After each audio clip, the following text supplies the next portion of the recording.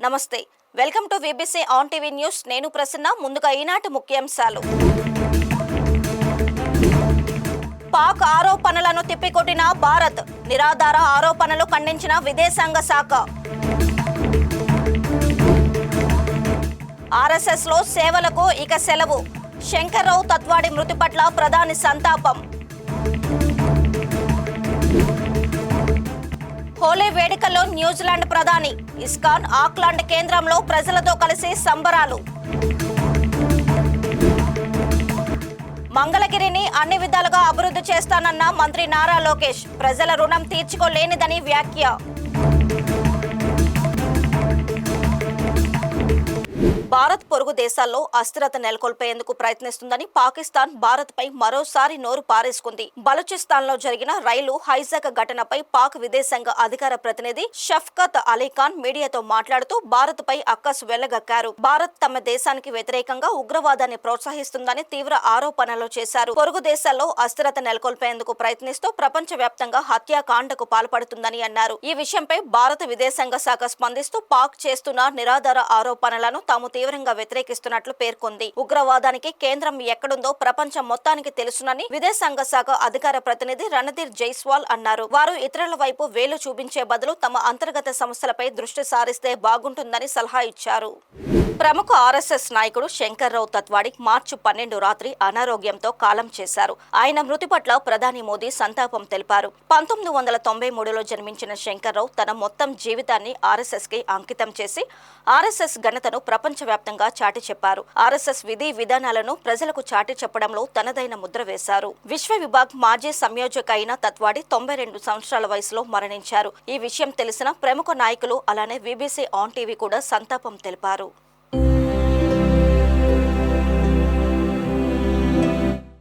Doctor తత్వాడి నాగపూర్లో తన ప్రాథమిక విద్యను పూర్తి చేసి నాగపూర్ విశ్వవిద్యాలయం నుండి కెమిస్ట్రీలో ఎంఎస్సీ పట్టా పొందారు. ఆ తరువాత బనారస్ హిందూ విశ్వవిద్యాలయంలో డాక్టరల్ అధ్యయనాలను కొనసాగించారు. తన విద్యా నైపుణ్యాన్ని మరింత పెంచుకుంటూ 1960 మధ్యలో యునైటెడ్ స్టేట్స్ లో ఆస్టిన్లోని టెక్సాస్ యూనివర్సిటీ, కాన్సస్ యూనివర్సిటీలలో పోస్ట్ డాక్టరల్ పూర్తి చేసి బనారస్ హిందూ యూనివర్సిటీలో ప్రొఫెసర్గా పనిచేశారు.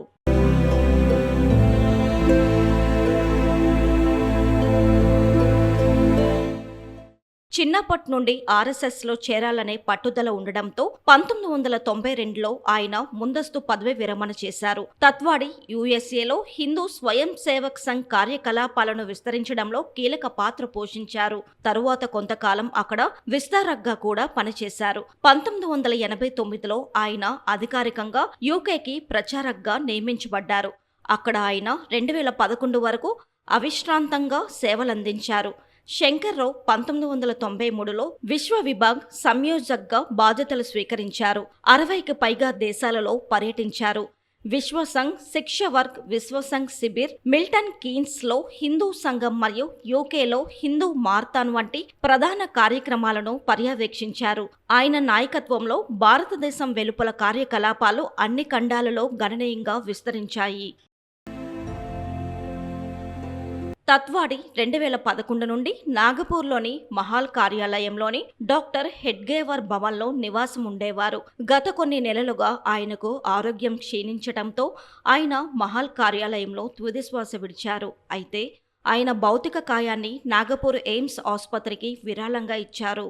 ఆర్ఎస్ఎస్ నాయకుడు శంకర్రావు మరణం చాలా బాధాకరమని, భారతదేశ నిర్మాణానికి ఆయన చేసిన కృషికి చరిత్రలో చిరస్థాయిగా నిలిచిపోతారని ప్రధాని మోదీ, కేంద్ర హోంమంత్రి అమిత్ షా, మంత్రి నితిన్ గడ్కరీలు నివాళులు అర్పించారు.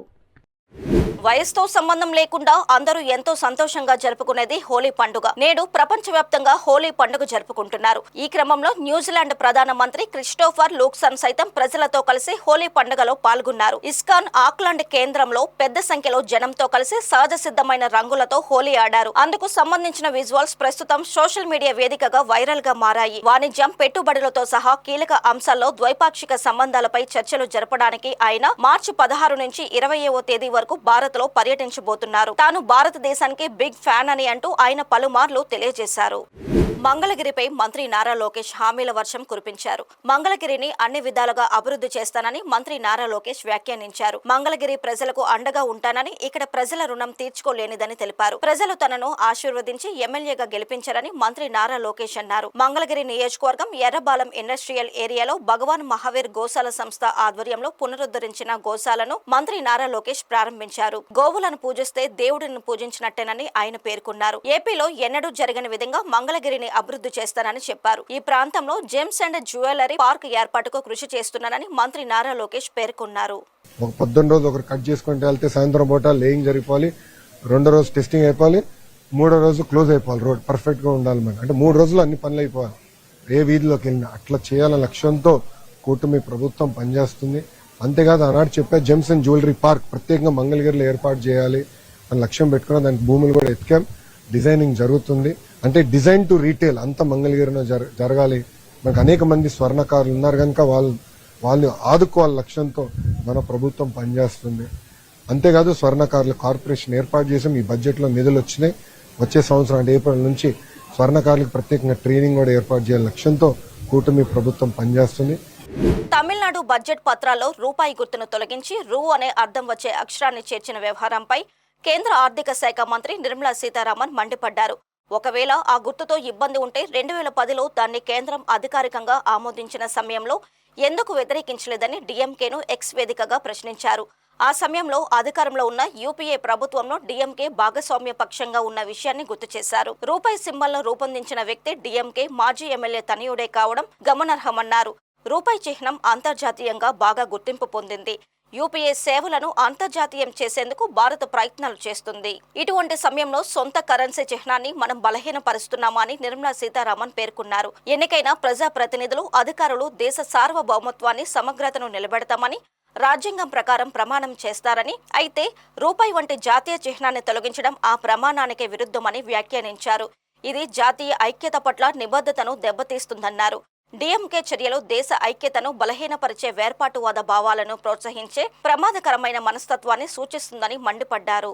కాకినాడ జిల్లా పిఠాపురం నియోజకవర్గంలో మరికొన్ని గంటల్లో జనసేన పార్టీ 12వ ఆవిర్భావ దినోత్సవం జరగనుంది. ఈ సభకు లక్షలాది మంది జన సైనికులు వస్తారని అంచనా వేస్తున్నారు. పలు రకాల డిజైన్లతో ఏర్పాటు చేసిన స్టేజ్లు అందరినీ ఆకట్టుకున్నాయి. సభకు హాజరయ్యేవారు ఎక్కడ ఉన్నా వేదిక కనిపించేలా పలు స్క్రీన్లను భారీ స్థాయిలో ఏర్పాటు చేశారు. ఇప్పటికే జనసేన పార్టీలో అన్ని స్థాయిల్లో ఉన్న నాయకులు హాజరయ్యారు. ఈ సభకు భారీ ఎత్తున ఏర్పాట్లు చేసినట్లు జనసేన పీఏసీ సభ్యుడు మంత్రి నాదెండ్ల మనోహర్ తెలిపారు. చిత్రాడలోని సభా ప్రాంగణం వద్ద ఆయన మీడియాతో మాట్లాడారు. ఈ సభకు భారీ ఎత్తున జన సైనికులు, వీర మహిళలు, అభిమానులు హాజరవుతారన్నారు. ఈ సభ ద్వారా పిఠాపురం, గిరిజన జిల్లా అభివృద్ధిపై ప్రతినిధి ప్రసంగం చేస్తారని వారు చెప్పారు. ఈ సమావేశంలో మంత్రి కందుల దుర్గేష్, కాకినాడ ఎంపీ తంగెళ్ల ఉదయ్ శ్రీనివాస్, ఎమ్మెల్యే పచ్చమట్ల ధర్మరాజు, అరవ శ్రీధర్, పంచకర్ల రమేష్ బాబు తదితరులు పాల్గొన్నారు. అహర్నిశలు కృషి చేస్తూ మా నాయకత్వం ఒకే ఒక ఆలోచనతో మా పార్టీ అధ్యక్షులు పవన్ కళ్యాణ్ గారు నిస్వార్థమైన ప్రస్థానం ఏ విధంగా చేశారు, ప్రజలకి అంకిత భావంతో ఏ విధంగా నిలబడ్డారో ప్రతి జన సైనికుడు, వీర మహిళ గర్వించేదగా పార్టీ నిర్మాణం, పార్టీ కార్యక్రమాలు 11 సంవత్సరాలు సుదీర్ఘమైన ప్రయాణం చేసుకుంటూ చివరికి ఈ రోజున పిఠాపురంలో నిర్వహించుకోబోయే 12వ ఆవిర్భావ దినోత్సవానికి సిద్ధమయ్యాం. దేశ చరిత్రలోనే మొట్టమొదటిసారి ఒక రాజకీయ పార్టీ పోటీ చేసిన ప్రతి శాసనసభ, పార్లమెంట్ స్థానం నుంచి అద్భుతమైన మెజార్టీతో గెలవడం అనేది ఎప్పుడు ఎవరు కూడా ఊహించలేదు. అది కేవలం ఒక విజయం అనేది, ఒక పదవి కోసం అనేది కాదు. దాని వెనుక ఎంతో పట్టుదల ఉంది. ప్రజలపైన ఒక అభిమానం, ప్రేమ, ప్రజలు పడుతున్న కష్టాలపైన అవగాహన తెచ్చుకుని క్షేత్రస్థాయిలో అనేక సందర్భాల్లో మేము చేసిన కార్యక్రమాలు ప్రతిబింబించినాయి. ఈరోజు ఇంతమంది గౌరవ శాసనసభ్యులు, పార్లమెంట్ సభ్యులు,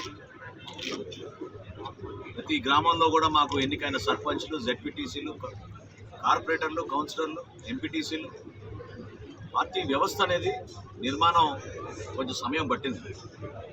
అయినా కానీ ఒంటరి పోరాటంతో ఒక ఒక ఆలోచనతో పవన్ కళ్యాణ్ గారిని ఇంత దూరం తీసుకొచ్చారు. 12వ ఆవిర్భావ దినోత్సవానికి మేమందరం కూడా మరొకసారి ప్రజలకి పునరంకితం అవడమే కాకుండా పవన్ కళ్యాణ్ గారిని గెలిపించిన పిఠాపురం ప్రజలకి కృతజ్ఞత తెలుపుకుంటూ మాతో నిలిచి జెండా మోసిన మా జన సైనికులు, వీర మహిళలు వాళ్ళందరినీ కూడా ఇందులో భాగస్వాములు చేయడానికి కోసం ప్రయత్నం చేశాం.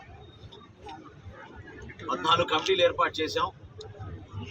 దాదాపు 450 మందికి అందులో అవకాశం కల్పించి అనేక బాధ్యతలు అప్పచెప్పాం. పిఠాపురం నియోజకవర్గం నుంచి ఒక ఆహ్వాన కమిటీయే 250 మంది సభ్యులతో ఏర్పాటు చేశాం. ఎప్పుడు లేని విధంగా అనుకున్న దానికన్నా ఎక్కువగా సౌకర్యాలు కల్పించాలి, ఏర్పాట్లు చేయాలి, వచ్చిన ప్రతి అతిథిని చాలా జాగ్రత్తగా మనం చూసుకోవాలనే భావన మా అందరిలో కూడా సమిష్టిగా ఏర్పడడంతో ఒక అద్భుతమైన కార్యక్రమం సిద్ధమయ్యాం. సామాన్యమైన విషయం కాదు.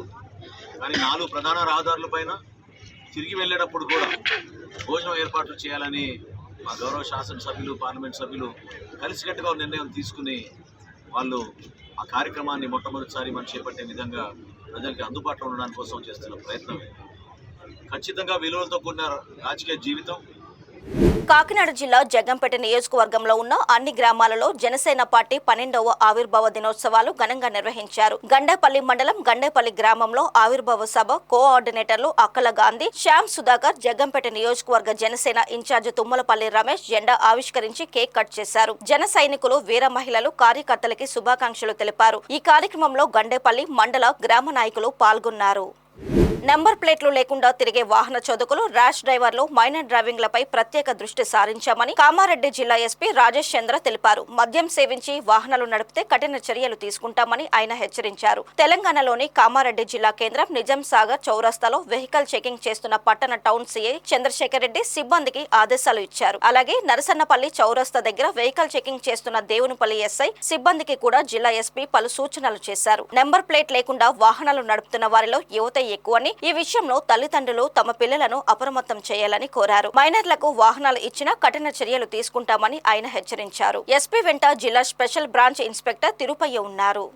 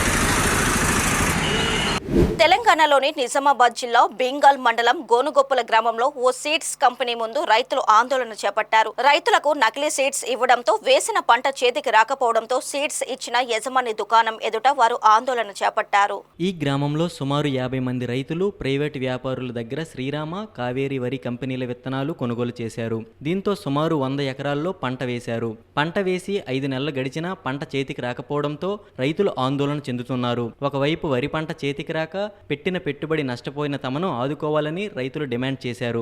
రైతులు నిండా ముంచిన నకిలీ విత్తనాలు ఇచ్చిన సీడ్స్ దుకాణం యజమాని, నకిలీ విత్తనాల కంపెనీపై చర్యలు తీసుకుని న్యాయం చేయాలని రైతులు డిమాండ్ చేశారు. అలా గంగా కావేరని వడ్లు ఇచ్చిర్రు. అయితే మేము ఏమన్నామంటే ఫస్ట్ ఈ మాకు వాటర్ సోర్స్ తక్కువ ఉంది, మాకు తొందరగా వచ్చే పంట కావాలంటే గంగా కావేరి వస్తాయి, ఇవి తీసుకొని బాగుంటాయి, ఇవి 90-95 రోజుల పంట లాస్ట్ 120 రోజులకు అట్లా వస్తాయి అని చెప్పారు.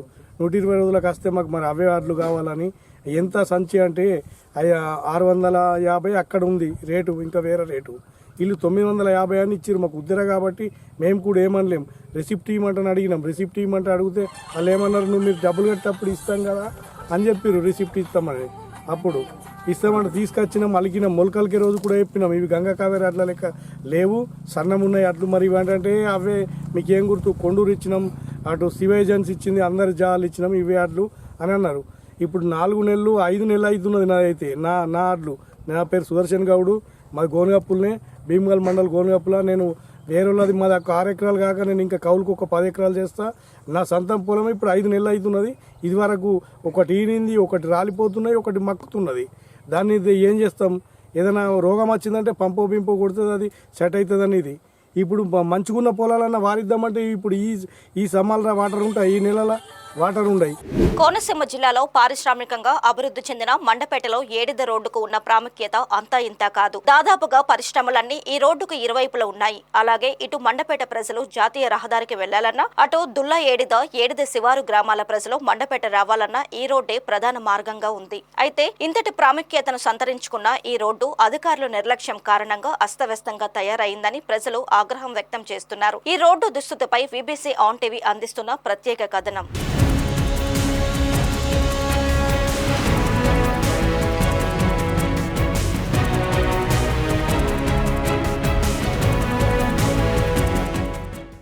దాదాపు 100 అడుగుల వెడల్పుతో సువిశాలంగా ఉండాల్సిన మండపేట ఏడిద ఆర్ఎన్బి రోడ్ అడుగడుగున ఆక్రమణలకు గురై ఇరుకు రహదారిగా మారింది. ధాన్యం సీజన్ సమయంలో ఇక్కడ వందలాదిగా లారీలు వస్తుంటాయి. ఆ సమయంలో ఎదురయ్యే ట్రాఫిక్ ఇబ్బందులు అన్నీ ఇన్నీ కావని ప్రయాణికులు వాపోతున్నారు. ముఖ్యంగా కొన్ని చోట్ల కొందరు రైస్ మిల్లర్లు ఆర్ఎన్బి రోడ్డులో ఎత్తుగా మెరకవేయడం, గడ్డిమెట్లు, వివిధ రకాల కట్టడాలతో రోడ్డును ఆక్రమించడంతో సమస్య మరింతగా పెరిగిందనే చెప్పాలి. ఆర్ఎన్బి అధికారులు పట్టించుకోకపోవడంతో అడిగేవారు లేక రైస్ మిల్లర్లు సైతం ఇష్టారాజ్యంగా అక్రమాలకు పాల్పడుతున్నారని ఆరోపణలు వినిపిస్తున్నాయి. అలాగే బైపాస్ రోడ్డు దాటిన తరువాత అయితే మరింత ప్రమాదకరంగా కొందరు రోడ్డును ఆనుకుని నివాసాలు ఏర్పాటు చేసేశారు. ఇది అటు నిర్వాసితులకు, ఇటు ప్రయాణికులకు ఇద్దరికీ ఇబ్బందికరంగా మారింది.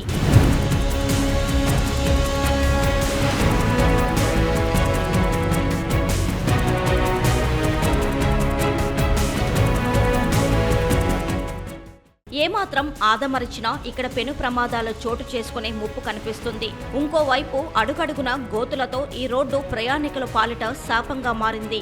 గతంలో అయితే అత్యంత అధ్వానంగా ఈ రోడ్డు కనిపించేది. ప్రస్తుతం కూటమి ప్రభుత్వం వచ్చిన తరువాత స్వల్ప మరమ్మతులు చేపట్టడంతో సమస్య తీవ్రత స్వల్పంగా తగ్గింది. అసలు సమస్య మాత్రం అలాగే ఉంది. ఏది ఏమైనా దాదాపు 5 ఏళ్లుగా ఏడిద గ్రామ ప్రజలు సుఖవంతంగా ప్రయాణం చేయడం అనే మాటే మర్చిపోయారు. ఈ విషయమై రామచంద్రాపురం ఆర్ఎన్బి డిఈ సూర్యనారాయణను బీబీసీ ఆన్ టీవీ వివరణ కోరగా మండపేట ఎమ్మెల్యే వేగుళ్ల జోగేశ్వరరావు ఆదేశాల మేరకు ఏడిద మార్గంలో సీసీ రోడ్డు నిర్మాణం పనులు త్వరలోనే ప్రారంభిస్తామన్నారు. అలాగే ఆక్రమణలపైన చర్యలు తీసుకుంటామని ఆయన హెచ్చరించారు.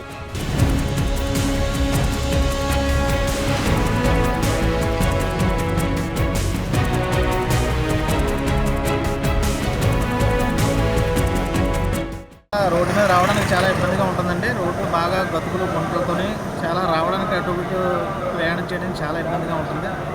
కొద్దిగా దయచేసి వీలైనంత త్వరగా కొద్దిగా రోడ్డు వేసేలా చూడండి.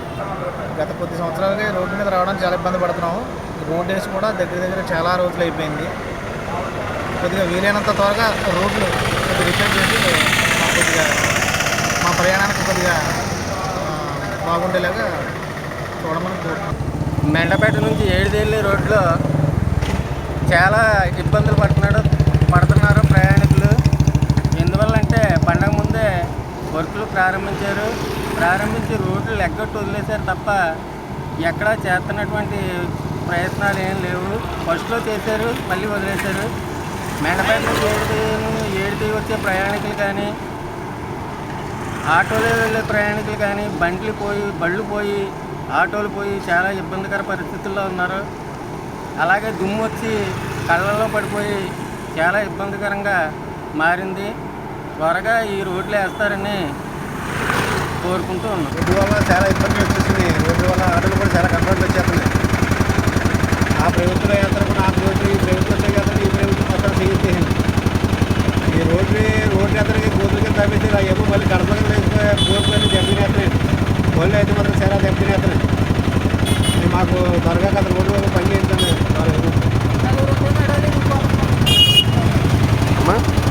నలుగురు ఎక్కుతుంటే అండి నడాలు ఇరిగిపోతున్నాయండి. వాళ్ళు డెలివరీ అయిపోతారు దారిలో అలాగ ఉన్నాయి రోజులు చాలా దారుణంగా ఉన్నాయండి. ఎమ్మెల్యే జగదీశ్వర్ రెడ్డి సస్పెన్షన్ నిరసిస్తూ తెలంగాణలోని కామారెడ్డి జిల్లా కేంద్రంలో ముఖ్యమంత్రి రేవంత్ రెడ్డి దిష్టి బొమ్మను బీఆర్ఎస్ నాయకులు దగ్ధం చేశారు. మాజీ శాసనసభ్యుడు గంప గోవర్ధన్ ఆదేశానుసారం బీఆర్ఎస్ కామారెడ్డి పట్టణ శాఖ ఆధ్వర్యంలో నిజాం సాగర్ చౌరస్తాలో నిరసన కార్యక్రమం నిర్వహించారు. ఈ సందర్భంగా వారు మాట్లాడుతూ మాజీ మంత్రి జగదీష్ రెడ్డిపై సస్పెన్షన్ వేటు అప్రజాస్వామికమని మండిపడ్డారు. స్పష్టమైన కారణం లేకుండా జగదీష్ రెడ్డిపై వేటును ఖండిస్తున్నామని బీఆర్ఎస్ కామారెడ్డి పట్టణ మండల అధ్యక్షుడు జూకంటి ప్రభాకర్ రెడ్డి, పిప్పిరి ఆంజనేయులు, మార్కెట్ కమిటీ మాజీ వైస్ చైర్మన్ రవి యాదవ్, యువజన విభాగం పట్టణ అధ్యక్షుడు చెలిమెల భానుప్రసాద్ అన్నారు. కామారెడ్డి జిల్లా కేంద్రంలో భారత రాష్ట్ర సమితి కేటీఆర్ గారి పిలుపు మేరకు, అదేవిధంగా కామారెడ్డి మాజీ శాసనసభ్యులు గంప గోవర్ధన్ గారి ఆదేశానుసారం నిన్న జరిగినటువంటి అసెంబ్లీ సమావేశాల్లో బీఆర్ఎస్ పార్టీ ఎమ్మెల్యే జగదీశ్వర్ రెడ్డి గారిపై అనుచితంగా వ్యాఖ్యలు చేయకుండా వాటిని వక్రీకరించి కావాలని చెప్పేసి తెలంగాణ ప్రజల పక్షాన అసెంబ్లీలో కాంగ్రెస్ పార్టీ చేసినటువంటి మోసాలను ఎండగడుతున్నటువంటి జగదీష్ రెడ్డి వారి పైన సస్పెన్షన్ వేటు వేయడాన్ని బీఆర్ఎస్ పార్టీ నిరసిస్తూ ఈరోజు కామారెడ్డి జిల్లా కేంద్రంలో రాష్ట్ర ముఖ్యమంత్రి రేవంత్ రెడ్డి గారి దిష్టిబొమ్మ దగ్ధం చేయడం జరిగింది. ఈ సందర్భంగా అధికారం ఉన్నటువంటి రేవంత్ రెడ్డి కాంగ్రెస్ ప్రభుత్వం మేము హెచ్చరిస్తా ఉన్నాం. దయచేసి మీరు ఎన్నికల్లో ఇచ్చినటువంటి హామీలను అమలు చేయాలని చెప్పేసి బీఆర్ఎస్ పార్టీ శాసనసభ్యులు అసెంబ్లీలో మిమ్మల్ని ప్రశ్నిస్తున్నందుకు మీరు దాన్ని తట్టుకోలేక, దానికి సమాధానం చెప్పలేక మీరు అప్రజాస్వామికంగా బీఆర్ఎస్ పార్టీ శాసనసభ్యుల గొంతు నొక్కే ప్రయత్నం చేస్తున్నారు. ఇది మానుకోండి. మీరు ఇచ్చినటువంటి ఎన్నికల్లో ఇచ్చినటువంటి హామీల అమలు కోసం ప్రయత్నం చేయని చెప్పేసి బీఆర్ఎస్ పార్టీ పోరాటం చేస్తా ఉంది. ప్రజల పక్షాన పోరాటం చేసినటువంటి బీఆర్ఎస్ పార్టీ నాయకులపై, అదేవిధంగా ఎమ్మెల్యేలపై ఇట్లాంటి ప్రయత్నం చేస్తే తెలంగాణ ప్రజలు చూస్తూ ఊరుకోరు. ఖచ్చితంగా జగదీష్ రెడ్డి గారిపై పెట్టినటువంటి సస్పెన్షన్స్ ఎత్తివేసి మీరు ఏదైతే ఎన్నికల్లో ఇచ్చినటువంటి 6 గ్యారెంటీలను వెంటనే అమలు చేయాలని చెప్పేసి బీఆర్ఎస్ పార్టీగా హెచ్చరిస్తున్నాం. మీరు కనుక జగదీష్ రెడ్డి గారి సస్పెన్షన్ ఎత్తివేయకపోతే బీఆర్ఎస్ పార్టీ తెలంగాణ వ్యాప్తంగా ఆందోళనను ఉధృతం చేస్తామని చెప్పేసి ఈ సందర్భంగా కాంగ్రెస్ పార్టీని, అదేవిధంగా ముఖ్యమంత్రి రేవంత్ రెడ్డిని బీఆర్ఎస్ పార్టీగా హెచ్చరిస్తాం. జై తెలంగాణ.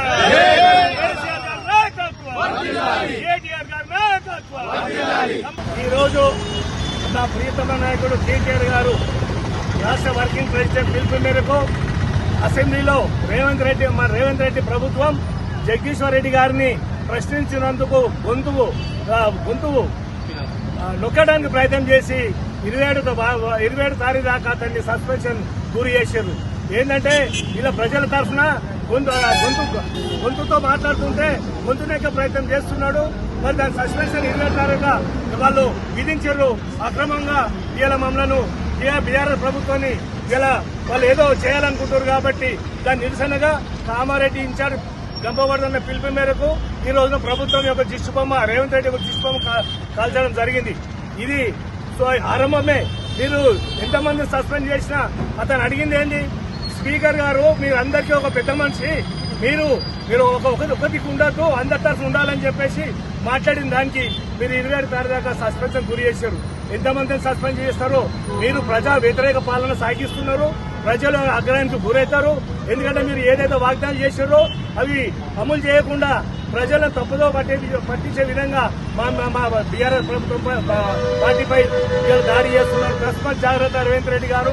ఈ రోజు ఆరంభమే మా కేసీఆర్ గారు అసెంబ్లీ అడిగిపెట్టిండు, అన్ని చూస్తుండు, అతను మాట్లాడతలేడు. కానీ ఏం చేయాలి, ఎట్లా చేయాలి, ఏం చేస్తున్నారు అనేది గ్రహిస్తుండు. తస్మాత్ జాగ్రత్త, మీరు కాచుకోండి. బీఆర్ఎస్ ప్రభుత్వం గురించి ప్రజలందరూ ఎదురు చూస్తున్నారు. కార్మికులు, కర్షకులు అందరూ మీ భద్రం ప్రారంభమైంది కాబట్టి మీరు వెంటనే సస్పెన్షన్ ను ఎత్తివేయాలి. లేని పక్షంలో పెద్ద ఎత్తున ఉద్యమం చేస్తామని కామారెడ్డి పట్టణ శాఖ తరఫున హెచ్చరిస్తున్నాం. జై తెలంగాణ, జై కేసీఆర్, జై కేటీఆర్. బీఆర్ఎస్ పార్టీ కార్యనిర్వాహక అధ్యక్షులు కేటీఆర్ గారు మరియు కామారెడ్డి అసెంబ్లీ ఇన్ఛార్జ్ మాజీ ఎమ్మెల్యే ప్రియతమ నాయకులు గంపగోవర్ధన్ గారి ఆదేశాల మేరకు కాంగ్రెస్ దిష్టిబొమ్మను, రేవంత్ రెడ్డి గారి దిష్టిబొమ్మను కామారెడ్డి పట్టణ శాఖ ఆధ్వర్యంలో కాల్చడం జరిగింది. ఈ సందర్భంగా మేము తెలియజేసేది ఏమంటే, నిన్న జరిగిన అసెంబ్లీ సమావేశాల్లో జగదీష్ రెడ్డి గారు సీనియర్ మాజీ మంత్రి మరియు సీనియర్ శాసనసభ్యులు, అతనికి శాసనసభ ఉందాతనము విలువలన్నీ తెలుసు. అయినప్పటికీ ఆయన మాట్లాడుతున్నప్పుడు స్పీకర్ గారు అప్రజాస్వామికంగా అతన్ని సస్పెండ్ చేయడము, ఆయన మాట్లాడే మాటలను వక్రీకరించి ఈరోజు అతన్ని అప్రజాస్వామికంగా శాసనసభ సమావేశాల్లో దారుణంగా ఆయన సస్పెండ్ చేయడం అనేది చాలా అవమానకరము. దీన్ని ఖండిస్తూ మేమందరం కూడా బీఆర్ఎస్ పార్టీ రాష్ట్ర పక్షాన కామారెడ్డి పట్టణ పక్షాన పోరాడుతున్నాము. దానికి శాంతియుతంగా నిరసన వ్యక్తం చేస్తున్న కేటీఆర్ గారిని మరి హరీష్ రావు గారిని డాక్టర్ బిఆర్ అంబేద్కర్ గారి విగ్రహం వద్ద నేను నిరసన చెప్తుంటే కూడా అప్రజాస్వామ్యంగా పోలీసులు దారుణంగా అరెస్ట్ చేసి అతన్ని జైల్లో పంపడం జరిగింది, పోలీస్ స్టేషన్లో పంపడం జరిగింది. చెప్తున్నాం, కాంగ్రెస్ ప్రభుత్వం మరి రేవంత్ రెడ్డి గారు ఖబర్దార్ అంటున్నాము. మీరు అప్రజాస్వామికంగా ఈరోజు విలువలకు, నైతిక విలువలకు విలువగా కలిస్తూ ప్రజాస్వామ్యబద్ధంగా పోరాడుతున్న ప్రతిపక్షాలను గొంతునొక్కే ప్రయత్నం చేస్తున్నారు. దీన్ని తీవ్రంగా మేము ఖండిస్తున్నాం. రాబోయే రోజుల్లో ఇలాంటి చర్యలు పాటుపడితే తప్పకుండా బీఆర్ఎస్ పార్టీ పక్షాన పెద్ద ఎత్తున ఆందోళన నిరసన కార్యక్రమం తెలియజేస్తాను హెచ్చరిస్తున్నాము. మీరు చేస్తున్న ఈ 420 పాలన, రేవంత్ రెడ్డి గారు 6 గ్యారంటీలు కానివ్వండి, 420 పాలన కానివ్వండి, అందరూ ప్రజల ఆగ్రహాలకు గురవుతున్నారు. 15 నెలల్లోనూ మీ ప్రభుత్వం ఎంత నీచంగా దిగజారిందో ప్రజలందరూ గమనిస్తున్నారు. కేసీఆర్ గారి పథకాలను మీరు తుంగలో దొక్కి ఈరోజు మీరు మాయ మాటలు చెప్పి అధికారంలోకి వచ్చారు రేవంత్ రెడ్డి గారు. మీరు ఒక కలెక్షన్ తప్ప, హైకమాండ్ డబ్బులు పంపడం తప్ప మీ సీఎం పదవి దేనికి ఉపయోగం లేదు. ప్రజలందరూ గమనిస్తున్నారు. రాబోయే రోజుల్లో మీ కర్రు కాచి బాధ పెట్టి మీరు రాబోయే స్థానిక సంస్థల ఎన్నికలు కూడా బీఆర్ఎస్ పార్టీకి బ్రహ్మాండంగా అందరూ కూడా ప్రమాదం పడతారని ఈ సందర్భంగా మీకు హెచ్చరిస్తున్నాం. నిజామాబాద్ జిల్లా కేంద్రంలో గల న్యూ హౌసింగ్ బోర్డు కాలనీలో హోలీ సంబరాలు అంబరాన్నంటాయి. తెలంగాణ అమరవీరుల పార్క్ లో మార్నింగ్ వాకర్స్ ఉత్సాహంగా ఉల్లాసంగా హోలీ సంబరాలు ఘనంగా జరుపుకున్నారు. తెలంగాణ బహుళజన బీడీ కార్మిక సంఘం రాష్ట్ర అధ్యక్షుడు సిద్దిరాములు ఆధ్వర్యంలో ఈ హోలీ సంబరాలు చేసుకున్నారు. ఒకరిపై ఒకరు రంగులు జల్లుకుంటూ ఆనందోత్సాహాలతో ఈ వేడుకలు జరుపుకున్నారు.